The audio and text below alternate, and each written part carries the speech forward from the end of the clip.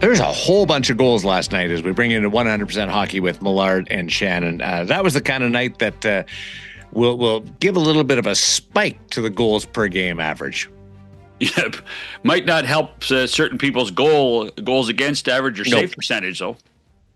No, we had a game with 7, a game with 8, a game with 9. They were all for one team in the game with 9. There was a few high scoring combined games and then individually. And I'll tell you what, there was some drama. There was a ton of drama last night. I mean, the game that you were involved in, Daren, that third period was as intense. It felt like a playoff game to me in the third period. It really did. A lot in the line between those two teams. Vegas had not played well. Vegas had not played well of late either, right? Well, combined the last 18 between the two teams, they had 1 win, and that was by Vegas. Yeah, going so. Well, and then that was on top of the Hayden Fleury accident in the first period, and I do believe in the end it was an accident. I mean, you're allowed to hit people in this game. Hayden Fleury stretched off the ice after the collision with Keegan Colasar. Yeah. Everything was good from the hospital. He was alert. He was aware, movement in the extremities. So all positive on that side. We've got Rick Bowness coming up in just a little bit. So we'll really peel back the layers on what's going on with Winnipeg, both earlier this season and what we should look for moving ahead where they are right now. It's a challenging position, but Edmonton also bounced back last night. Toronto bounced back last night with another win. We're starting to see some positive play along the way. Edmonton still has to get some traction. Well, and so do the Maple Leafs, and it's funny that we have seen teams go on 6-game winning streaks and then 6 games losing streaks. I mean, it's like Boston has done it constantly. I mean, what Buffalo has done now, they've won 12 of their last 13, 9-1 in their last 10, but it's still not in a playoff spot. Right. And you wonder what it's going to take. I'll tell you what they are. I was in Buffalo last night with the Canucks playing there, and they were the Sabres took full advantage of their opportunities. Vancouver, I actually think outplayed them, particularly at the start of the game. UPL, Luukkonen was very good early and then made some key saves in the third period. But Tage Thompson, boy, oh boy, he's on fire. Josh Norris is playing very well for Buffalo. In talking to people with the Sabres, Bo Byram has become a dominant defenseman for them and is playing very well. There's lots of positive stories in Buffalo now when you consider what the last 14 years have been like there for the Sabres and for Lindy Ruff, and now the new general manager, Jarmo Kekalainen. Do you know who the happiest person in the National Hockey League is today? Happiest person. Yeah. Gary Bettman? Trevor Zegras. Oh, how about that, scoring it twice against his former team last night? A little grudge game. Philadelphia's in a playoff spot, knocking on the door on a home ice position in the Metropolitan Division. A lot different story for Trevor Zegras right now than it has been in the past. Does that mean does that mean the most unhappy guy in the league is Cutter Gauthier? No, but Trevor Zegras did win the game. Yeah. Cutter scored. I know, but darn well the Flyer fans would not let Cutter Gauthier forget what he has said about Philly and about that whole thing and not wanting to play for the Flyers. So it's amazing. It's amazing now. Anaheim and Philadelphia only play twice a year, and yet there is an emotional tie, a rivalry now between teams like that. That's the fascination for me.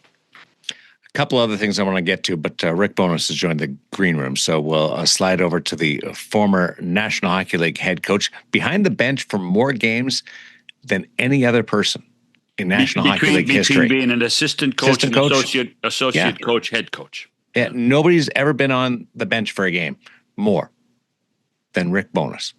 amazing. So lots of experience to draw on the situation in Winnipeg and a couple of other things going on. So we'll be back with 100% Hockey with Millard and Shannon. NHL TV is now on DAZN.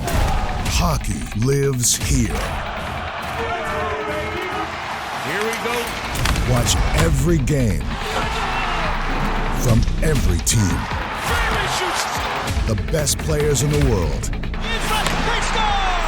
And the coldest plays on ice. Watch up to 4 games at once for the ultimate NHL experience.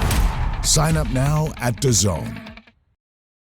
You can catch the 100% podcast on Amazon, Spotify, Apple, or YouTube. Check us out. Look at us and see the good look and the suave, the just enjoying life. Rick Bowness, who joins us. I thought you were talking about me. No, I was talking about Rick. I have even more great things to say about you, John. Hello, Rick. How are you guys? Good to see you. Good to see you. What's happening down there? Oh, it's been very quiet, as it should be. We're just enjoying the great weather down here right now. So we're enjoying that, getting out and some golfing and doing some boating and visiting the kids and when we can. So we keep ourselves busy. We're not a couple that sit around the house all day reading.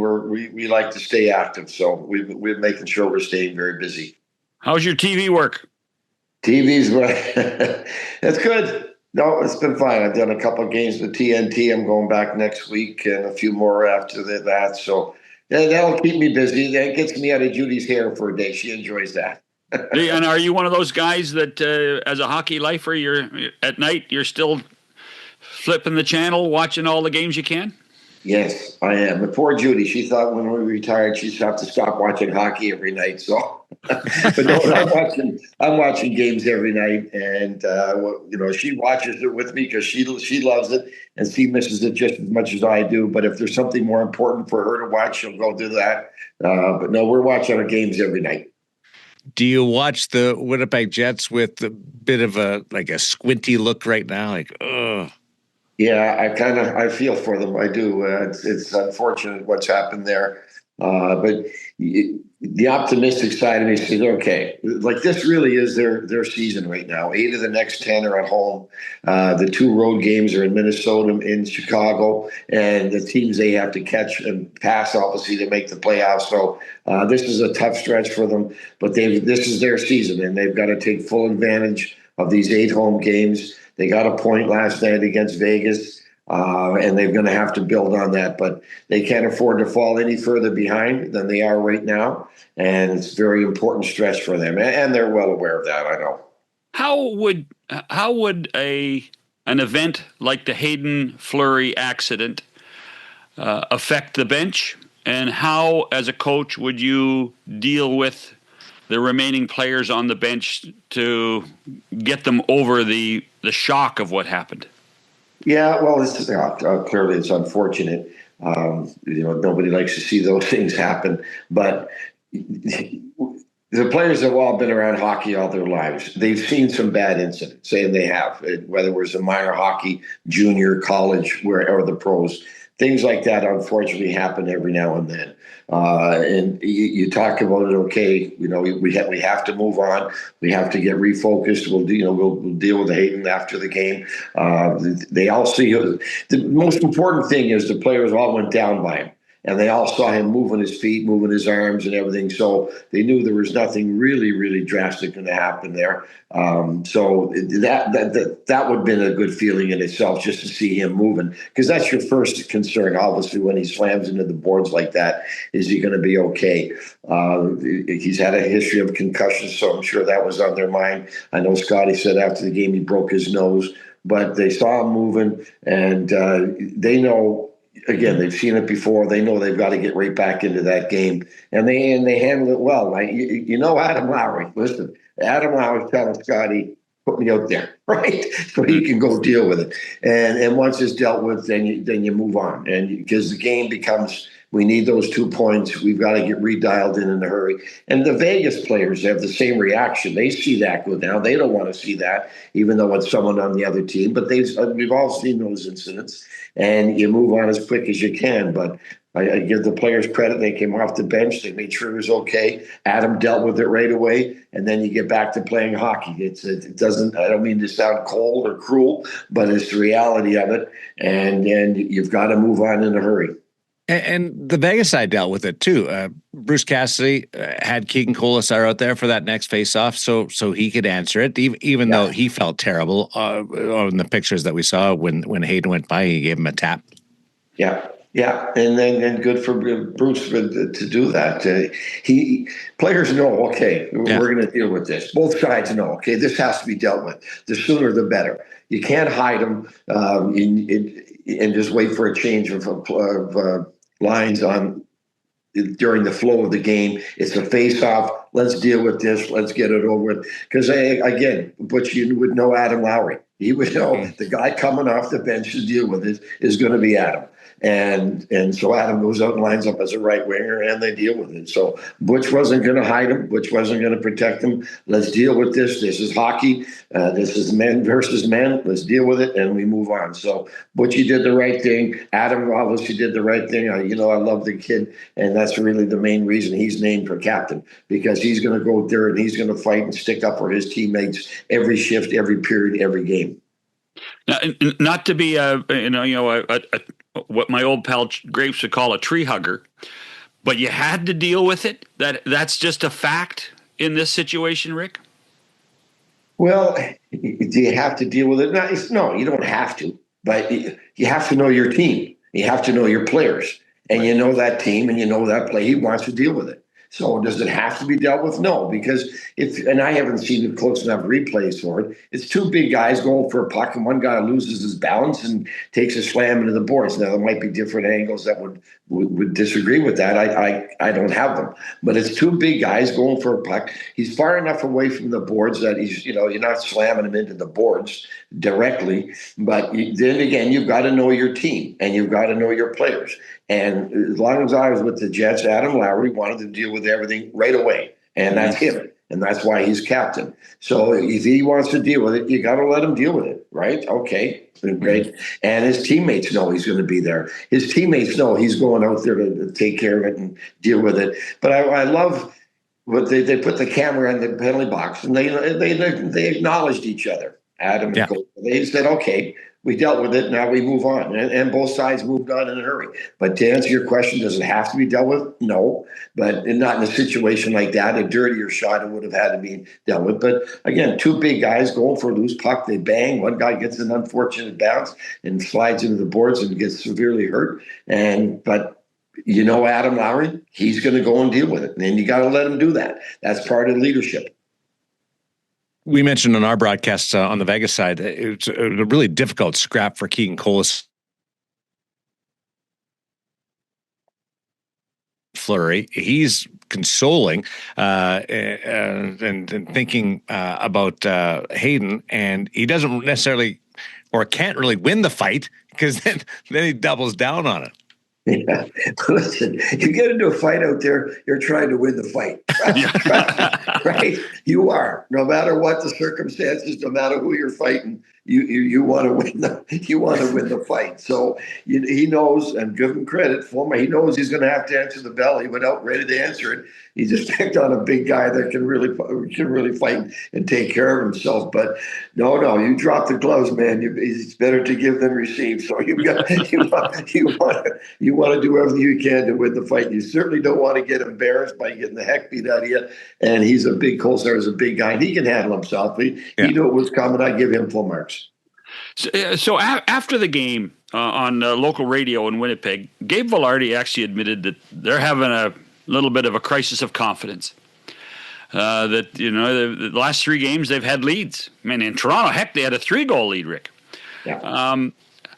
Again, this goes back to your coaching experience. How do you coach confidence? How do you reinstill confidence?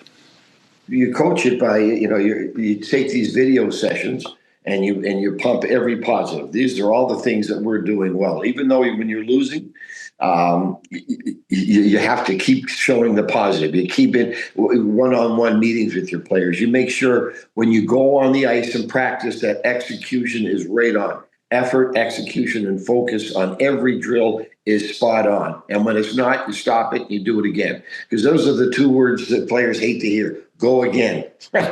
Make sure that in practice. So you make sure your practices are sharp. You make sure your meetings are sharp, and you're positive. And your demeanor as a coach. You're walking around. You're not hanging your head. You're not. Your demeanor becomes very important in a way. Players are looking at you, and they want to feed off of you. So if you're walking around, poor me and poor us, we're having a tough time, then the players are going to feed off that. I know Scotty, I know the staff. They're all energetic guys. They're positive guys. You walk in that room, all eyes are on the coach. You've got to make sure that you're upbeat and you're ready to go and you're ready to deal with today's challenges. And today they show up. The meeting's going to be positive. Like they've had so many one-game goal losses this last little stretch. I think there's 9 of this losing stretch. They're in every game and they know it. And you've just got to keep pushing.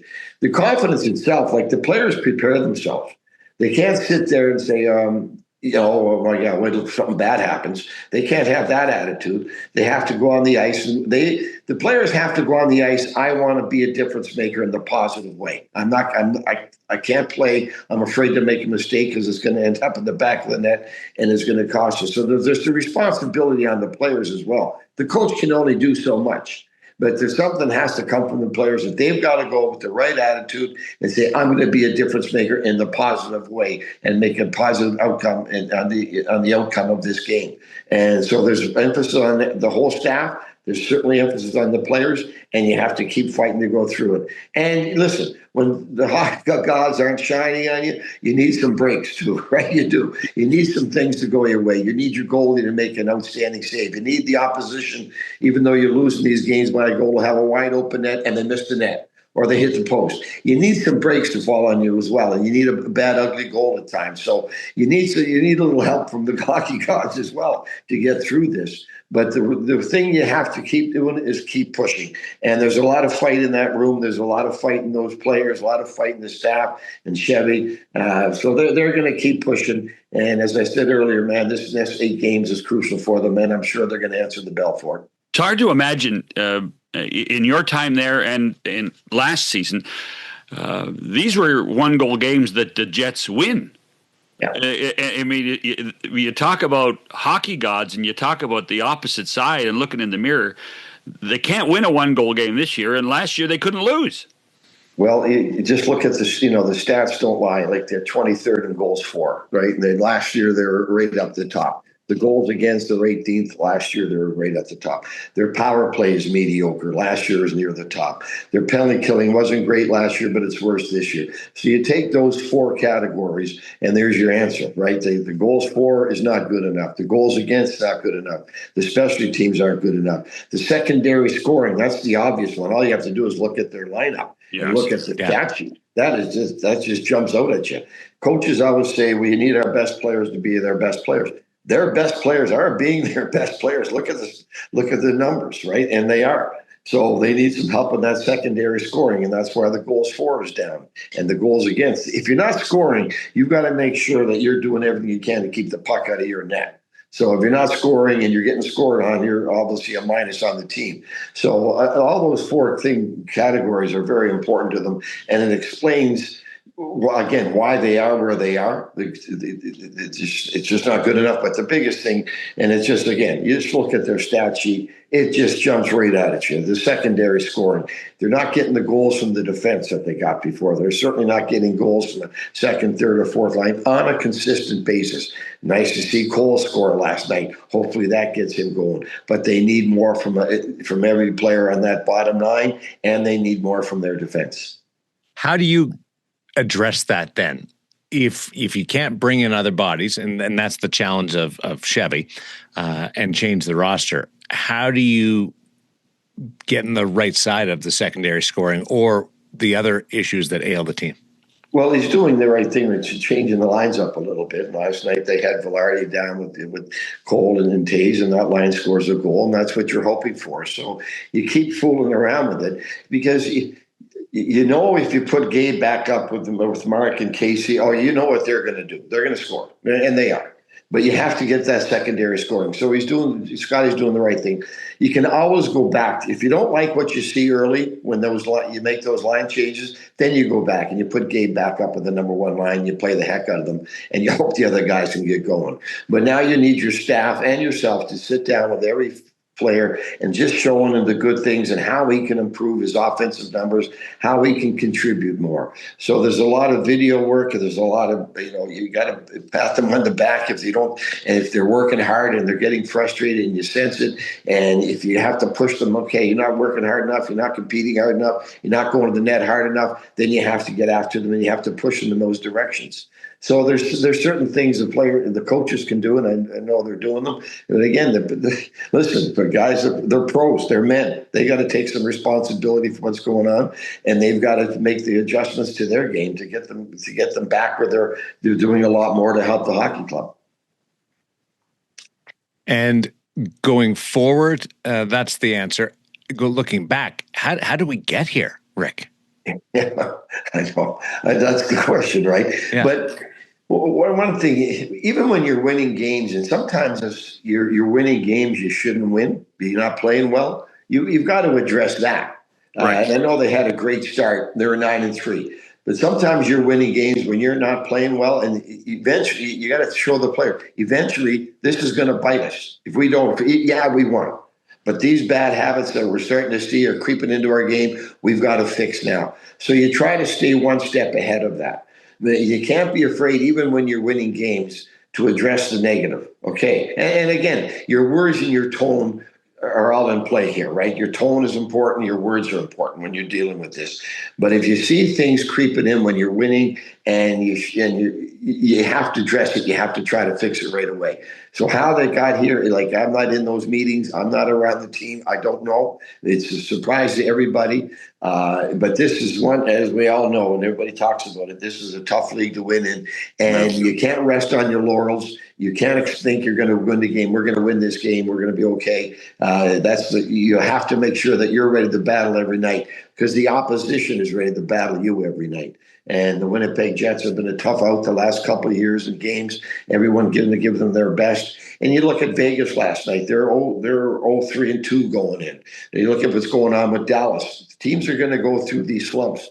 They've got to get out of it. There's still time to get out of it for the Jets and get back in that playoff hunt, but the time is now. So regardless how you got here, you've got to deal with where you are right now, and you've got to make sure you're addressing the issues that have to be addressed with every day. And again, it goes back to the coaches and the players working closely and believing in each other and pushing each other. Like, you can't be afraid to keep pushing. We're close. We got to keep pushing. You can't walk out of a game, oh, yeah, we lost by a game or a goal. We're right there. That's not good enough. You have to keep pushing. And the players have to push themselves individually and collectively, and the coaches have to keep pushing them as well. Again, with the right words and the right tone. Right, and give Scott some credit at that 9-3 record, Rick. He warned us all. He told us. He said, we're 9-3, but we have not played well within our structure in our own zone, and we're getting great goaltending, and we're getting lucky. We're not playing very well. The other thing would be this week, the mid-season review. Kevin Cheveldayoff came out and did a press conference, was on television last night on the local Winnipeg broadcast. Is that for the fans? Do the players hear it?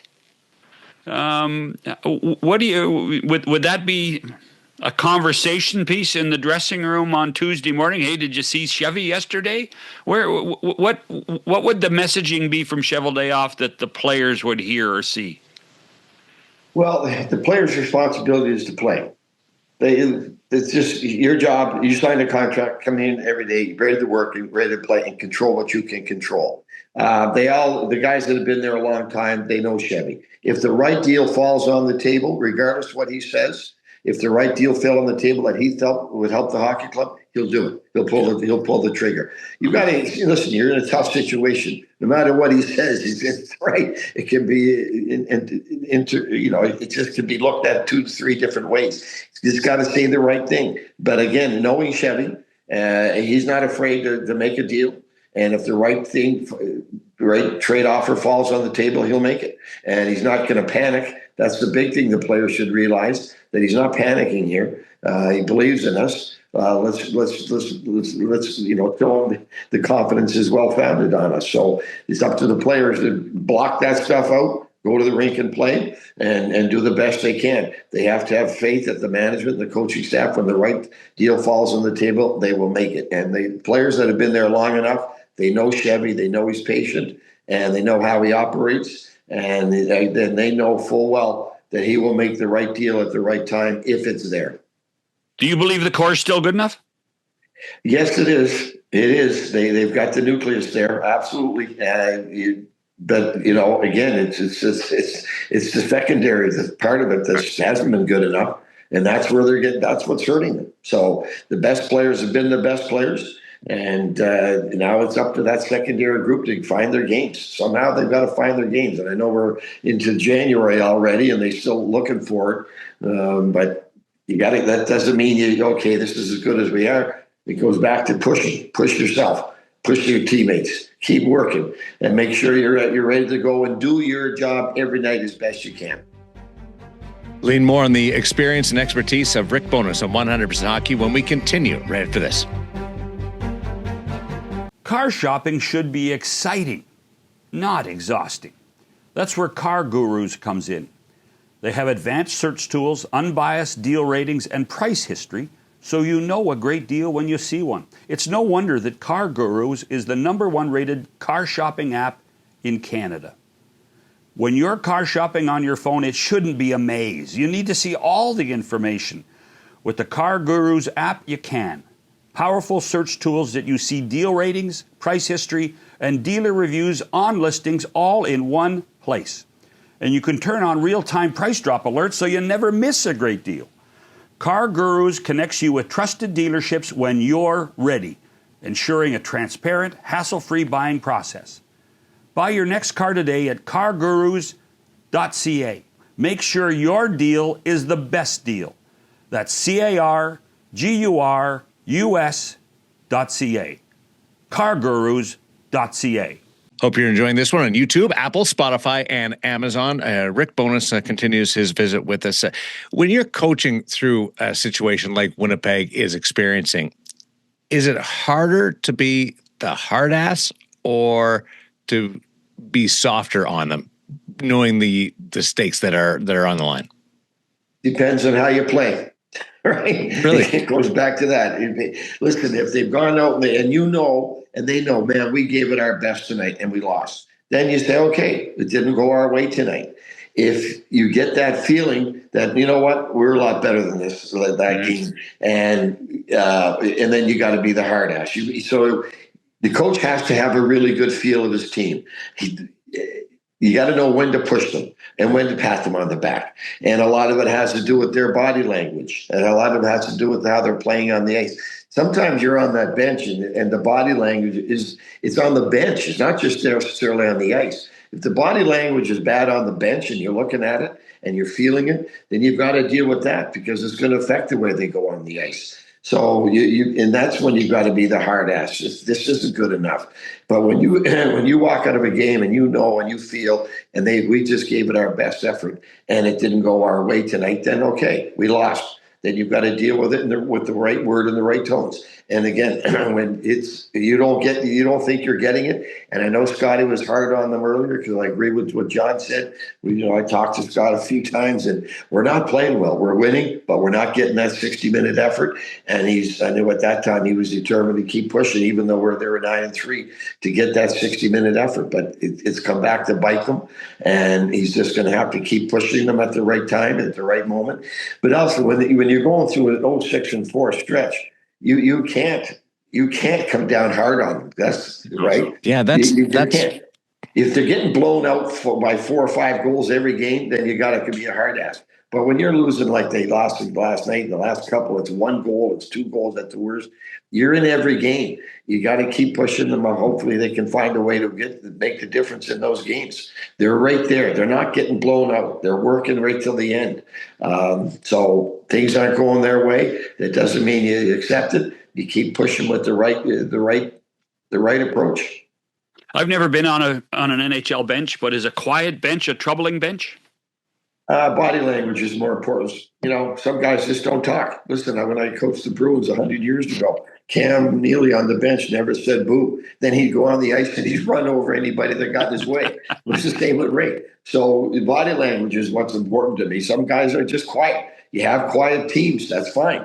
But you watch their body language. You watch their effort on the ice. You can, again, if you're going to sit there on the bench and rah, and then the locker room, rah, you better be able to go on the ice and back it up. You can't sit there on the bench and say one thing and go on the ice and do something different. You can't be in between periods talking about doing one thing and going on the ice and doing something different.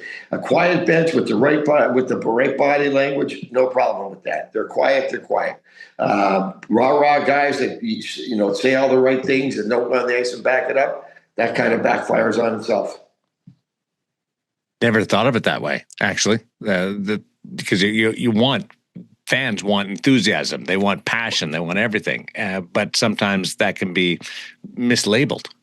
Yeah. Again, where are you going to see that? You're not going to see it on the bench. You're going to see it on the ice. Yeah. So what your eyes tell you when you're watching the game, what your eyes tell you when you're standing behind the bench, what your ears, you hear things. It's between periods. I'd always walk by the locker room, away from the room to hear what was being said, who was talking, who wasn't. Some of the best teams, and they're playing well, nothing's said between periods, but they go on the ice, and then you see the passion, then you see the energy. So the body language is everything, and going on the ice. So again, when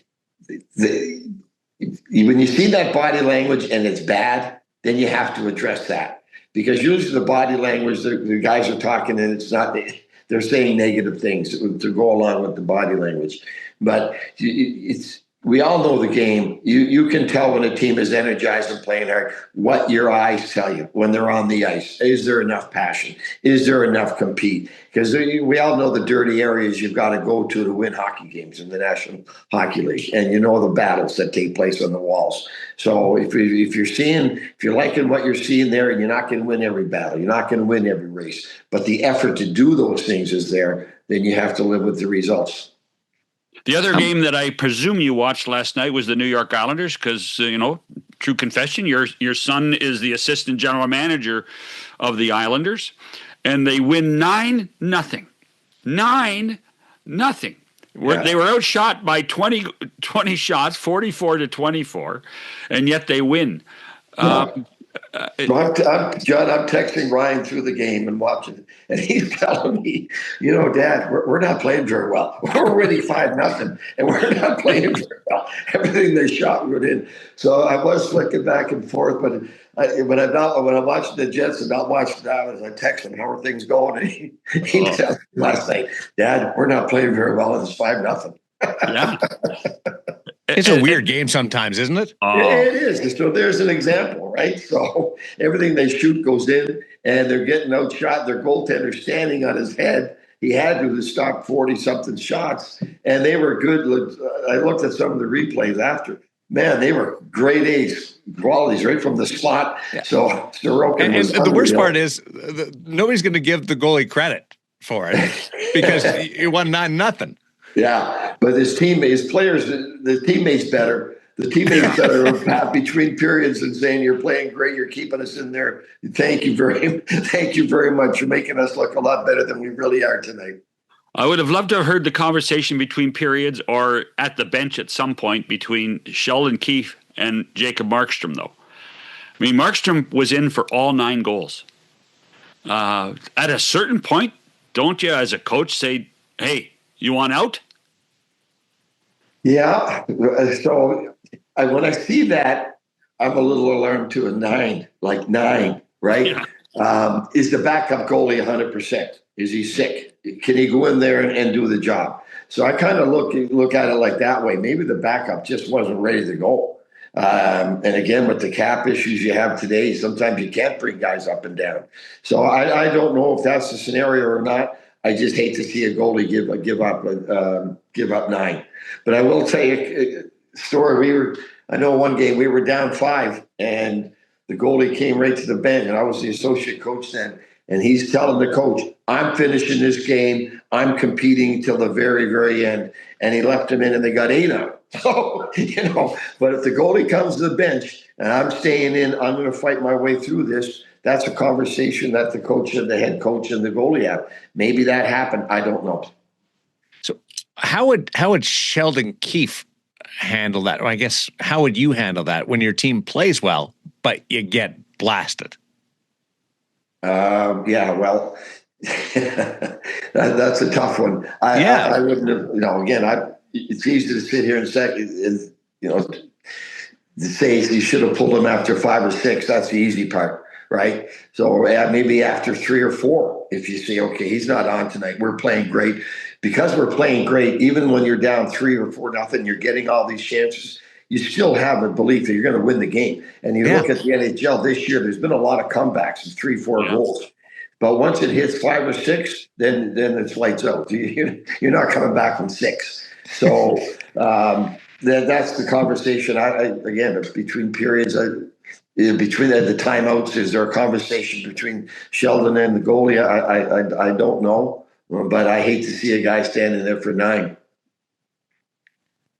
We should make a T-shirt there. You're not coming back from 6. That's the new NHL T-shirt. Hey, do you have plans in February? Like, are those Nova Scotia boys taking you over to Milan? No. Come on. My kids are coming here. Oh, okay. Well, that's good. And that's more important to me. They're going to take Ryan and his family. We're going to come down for a few days. My son Ricky in Denver, and his wife is the vice president of suite and ticket sales for the Avalanche. They're coming here as well. My daughter works with the Mammoth. She's coming in. So we're going to take advantage of that and get some family time. Because they're all over the map, one in Denver, one in Salt Lake. Ryan's still living in Ottawa. We don't get, we've got to travel to them.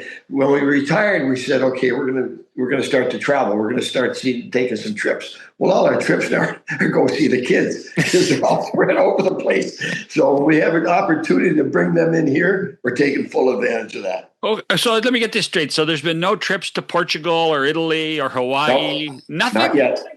Not yet. We are going to do that. We keep saying that. But I know all the trips, all the plane tickets we have reserved right now are going to see the kids. But we will do that. Now I know who's in charge. Exactly. I didn't realize that all the kids were involved in the game. Yeah. Well, my oldest son, Ricky, worked he was in the media relations department for the Red Wings and Columbus Blue Jackets. And that's where he met his wife, Jody. Jody worked for the Red Wings, and then the Avalanche hired her. So they moved to Denver. There came a point where Ricky had enough dealing with hockey players. But my daughter, Kristen runs the minor hockey department for the Utah Mammoth. She's the coach. She loves it. And, Ryan's what his background is. So, they're all involved. And we have some interesting family discussions at the table when we're all together, right? Who's got the loudest voice when you're watching a game? Oh, I think I still do. But it's funny. Last week, Utah went in and beat the Islanders. What was that? 7-2. Yeah. So my grandson Brendan sent an email or voice message to my daughter. I feel terrible for the Islanders, but I'm happy for you. So we're trying to teach them good sportsmanship. Now, when you talk about loud voices, I got to wonder when you're at Atlanta for TNT and you're sitting in the green room watching the game, who's got the loudest voice? No, we just kind of watch it, and they kind of figure out, okay, you're going to talk about this, you're going to talk about that, and show different clips. So, like, they're the TV guys. John, as I told you, I'm just a coach. I just go in there and I try to help them out, picking out things, show this, show that. We kind of work together on those things. Yeah, well, you seem like you're having fun on TV. That's good. Oh, it's fun. They do a really good job. They have a lot of fun, and that's their whole thing. Come in, we'll have some fun. The game is secondary. We want to have some fun in here, and then the hockey will take care of itself. But it's a great crew to work with. Well, and the other thing is television's a lot like the game, because if you overthink it, you screw it up. Yeah.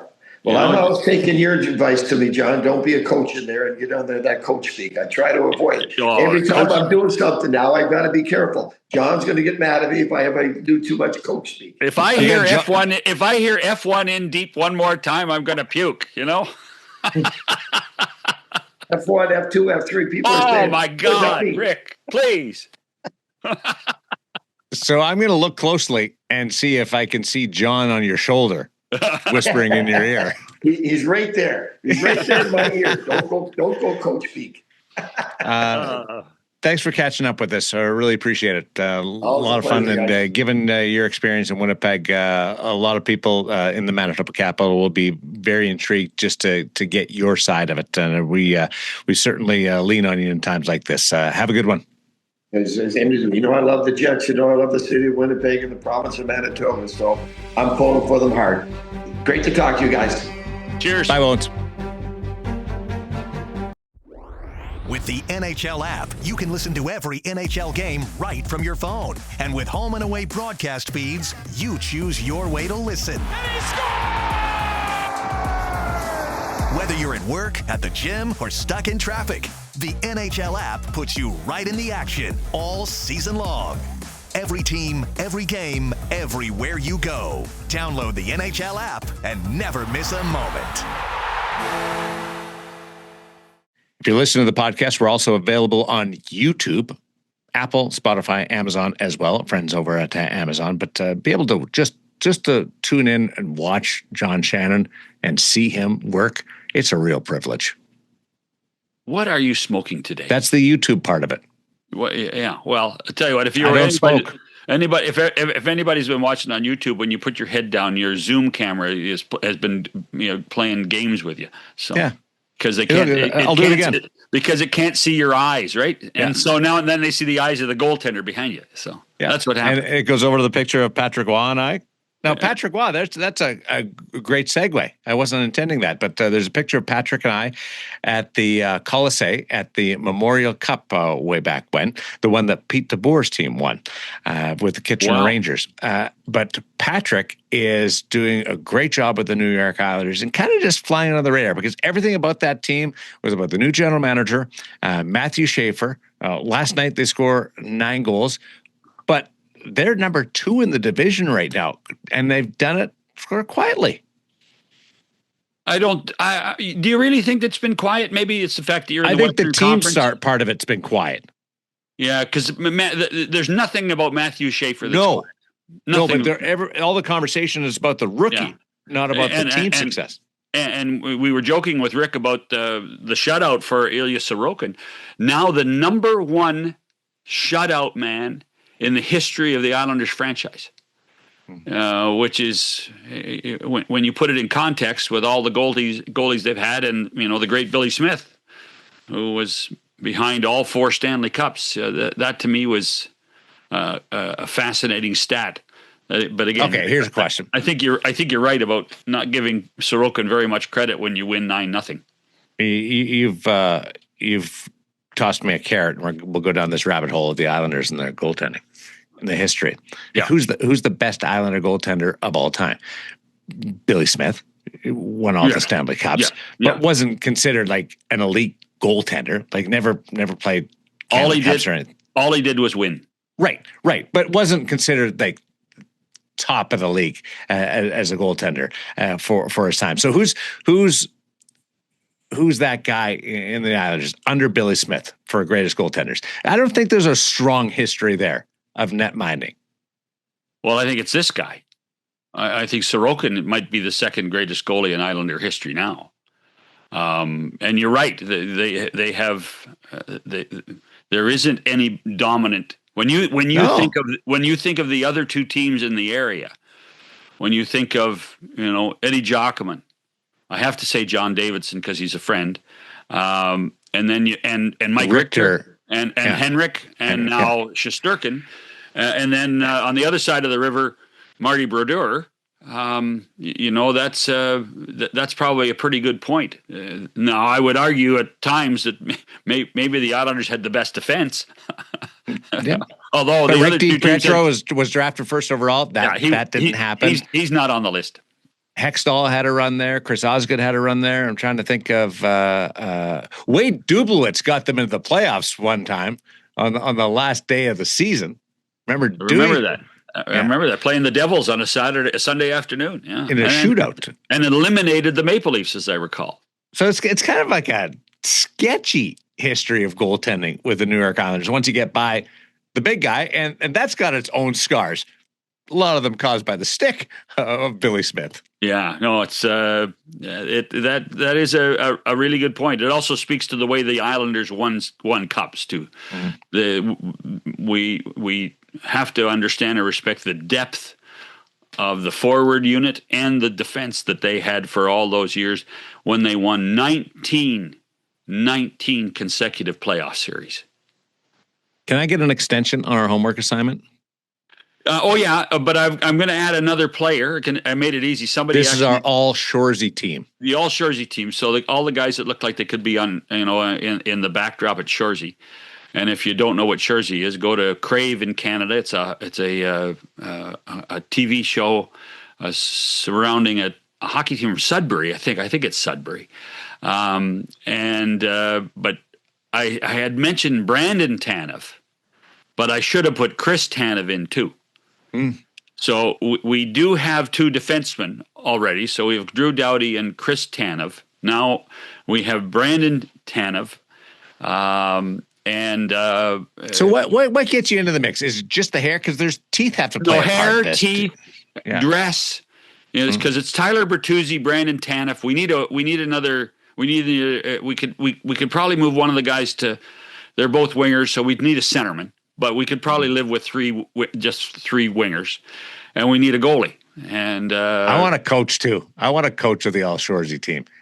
We're gonna have to that work hard at that one because coaches now. You see, when coaches coach now, it's Melrose, our buddy Barry. Well, Barry had the mullet. That's what Barry had. He was almost too sharp a dresser to fit into. Well, that's the thing. Yeah. I mean, coaches now in this league, they care for how they dress, how they look. Not everybody's wearing the John Tortorella zip up, quarter zip, that type of thing. That reminds me of a story. So when I was running Hockey Night in Canada, and Pat Burns was the coach of the Maple Leafs. And I would swear that Pat knew exactly what camera was on him at any single moment. He knew how to stand. So he would stand at an angle. And one day he walks up to me in the hallway at Maple Leaf Gardens. He says, "John, when you take that shot of me from the high end zone camera, is that camera 3? And I said, "Pat, what are you worried about?" He didn't know which camera it was. That's exactly what he told me. He knew the number. Well, you mean in the old buildings, your cameras were close enough. You could see the red light on, correct? You can always see the red light on, the tally light. But Pat Burns knew exactly what camera was on him at any given time. He really did. Absolutely. Knew the famous Barry Melrose rush between the benches with Barry and Pat during the playoff series. Pat knew the handheld camera was right there, and it was perfect for the drama of the moment. It was perfect, That was one of the greatest. Coach confrontations. I think Scotty Bowen and Mark Crawford. Yeah. Well, Patrick Waugh, Bruce Boudreau. Mm-hmm. But Barry Melrose and Pat Burns was... Well, and this was at a time when there was no barriers between the benches in Toronto. You could actually, the fans walk behind the bench at Maple Leaf Gardens. Yeah. Almost through the bench, right? Well, they had to get their hot dogs and pop. And in Montreal, there was no glass right behind the bench? There was no glass in Toronto for years and years and years, too. So, yeah. In the old buildings, it was... Well, and one of the best ones that I remember early on in my career was Scotty, coaching Canadians, ran down behind that first row at the Forum, the old building, and the Flyers are playing there, and it's to the left-hand face-off of the Flyer goaltender, and Bobby Clark's taking the face-off, and Scotty's now down at the face-off circle, but on the outside, yelling at Bobby Clark. Really? Oh yeah, I'm not sure he could hear him because there was glass at that point between he and Clark, but he was yelling at Clark. Oh yeah, That's outstanding. Yeah, I wish more rinks were like that. That had the access to where you could really. By the way, you know, it's almost 30 years since that guy fell into the penalty box with Ty Domi. Oh, really? I wonder what he's doing now. Ty? No, the guy. I don't to be know. honest, I'm not really interested in the Ty part. Ty's just being a good hockey dad. That's what Ty's being. Yeah. Ty and I have had our battles over the years. Oh, I tell you what, I've always enjoyed Ty. He didn't like it when I gave it to him a couple of times. He'd phone up Nick. Kipper, you tell Millard. Wow. Tell you what, if Ty was like that, I'd listen. Yeah. Well, I wasn't going to scrap him. I'm not that dumb. Yeah, I knew you were going to do that. I knew you were going to. So we've got our All-Shoresy team. We're working on it. Yeah, it's All-Shoresy. So if anybody's got any ideas, send them. I got a couple of direct messages, so we'll get those more to so us. You can't give me any more names? No, because I want to be able to give it all to you. I don't want to just do a hodgepodge. Oh, okay. All right. Where does hodgepodge come from? I don't know. I don't know either. I was just thinking, like, I have no idea what hodge or podge mean. By the way, I was in Buffalo last night, as I said, and 3 or 4 people came up to me, and we were having conversations, and every time one of them agreed with me, and they said 100%, I said hockey, and they looked at me like I was, and then it finally clicked for them. Another influence in this conversation is when I hear people talk about stars or superstars.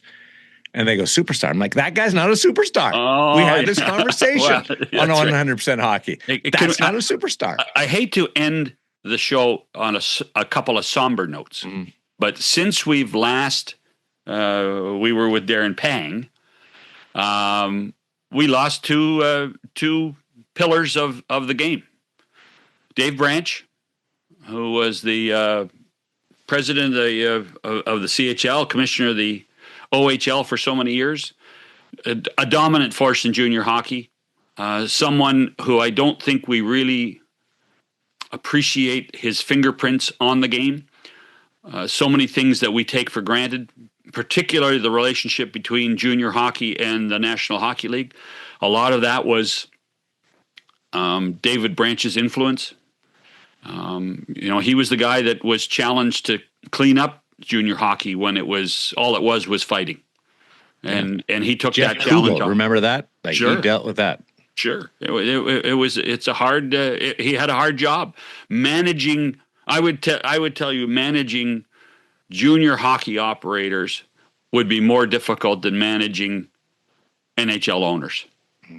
I don't think there's any question. Dave was a traditionalist and had to. Well, he was, but cross over some of his own views. Right, because he wanted the better for the game. So Dave passed away on the weekend. On the Dave note, I covered Memorial Cups over the years, and he was a big presence. Dave, walk in a room, it just all gravitated towards him. But he was the nicest, kindest, most supportive person. Could have been intimidating, never was. Loved his laugh, and was always gracious with his time. And I loved every second that I got to spend with David Branch. I don't think there was any conversation I ever had with Dave Branch in the 30 years that I knew Dave that didn't end with laughter. Mm-hmm. That was the way, and because I think that's the way he wanted it. And a longtime minor hockey coach, along with his time as commissioner and president. Yeah. And I know people will find this hard to believe, but on the podcast on Monday, we had a long conversation about Bob Pulford. And there was no reason for you to bring up Bob Pulford's name in that conversation with Daren Pang. And at the time, I was like, where's he going with this? And when we got the news that Bob Pulford had passed away, I thought, that's the hockey universe or the universe just speaking to you. Yeah. And because I always had a soft spot for Bob over the years because of a few things that I had done with him. But I knew that Daren, as a Blackhawk, when you're trying to think of different stories to tell when you're doing a podcast, that you knew that Daren would have a great Bob Pulford story. So, in fact, when we got the news of Pulford's passing, I went back and listened to the show before we posted it to make sure that we could air it. And in fact, I think the fact that the Pulford stuff put him in such a positive light before knowing he passed, I think was even more poignant in our discussion. Because too many times when you do have discussions about people who passed away, you tend to be somber. Well, you know what? Bob Pulford did some funny stuff. He was a curmudgeon. And that came across with stories that Daren told us. And I always think of and wonder what the family would think if those things went to air. And the family would have enjoyed those stories that Daren told. And that, to me, is the measure. And the impersonations. And everybody would have loved that. Yeah, absolutely. So we lost two big names, two influential people in the game. And what I didn't know about Pulford was when the NHL Players Association reinvented itself in the mid to late 60s, Bob Pulford was the first president of the Players. He was an active member early on, not the Ted Lindsay version in the 50s that got squashed, but the Players Association in the mid to late 60s that began. Pulford was the first president of the union. And that spoke, I think, to his involvement and love of the game. So Bruce Cassidy was a draft pick of the Chicago Blackhawks and hurt his knee. Yep. And he was invited by Bob to spend the summer at the Pulford's house while he rehabbed. Mm-hmm. They just bunked in with the general manager. Yeah, that was something that a lot of people, as I said to Daren when we did the show, I think Bob Pulford at times was the most misunderstood guy in hockey because he created this image of being a grumpy old guy, and he was far from that. No, he was a grumpy old guy too. So, So where does that leave you? Like, you can set the record straight right now. We portray you as a grumpy old guy. No, Are you a grumpy old guy? I am a cup half full ray of sunshine. I've been at the bar with you. Your cup's never half full. People are going to now tell stories. That's okay. That's how rumors get started. Yeah, we don't want rumors. Yeah, then we go viral. Like that's all the kids say. Go viral. Oh yeah. We'll talk to you next time. Social media. Yeah, good on social media. 100% hockey with Millard and Shannon. Go finish that drink. Coffee. Hold my beer. Coffee.